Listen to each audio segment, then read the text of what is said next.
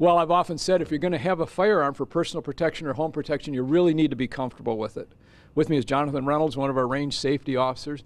Jonathan, a lot of folks are taking the CPL class, kind of a basic class to understand the use and to get comfortable with your firearm.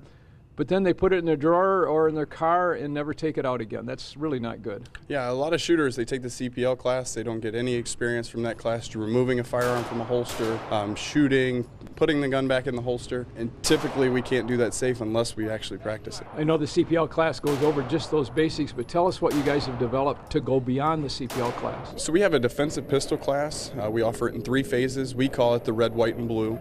Basically the theory there is crawl, walk, run. We start out in the red phase, just teaching shooters how to remove a firearm from the holster, shoot a target, reload, and reholster. The white phase is a little bit of movement, a little bit of positional shooting, shooting from knee, shooting from seated, belly, back.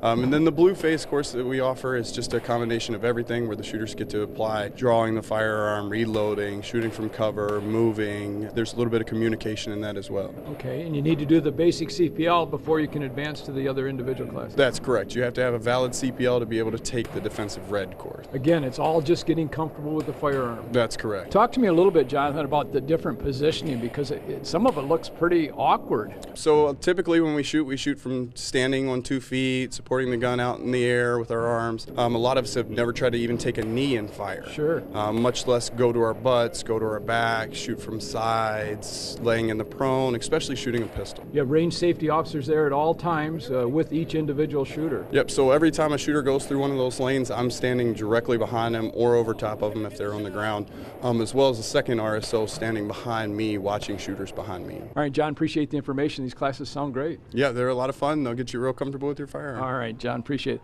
Again, if you're going to have a firearm, you need to be comfortable with it. For ABC 12 News, I'm Tom Wright, Williams Gun Sight Company. Back again next week.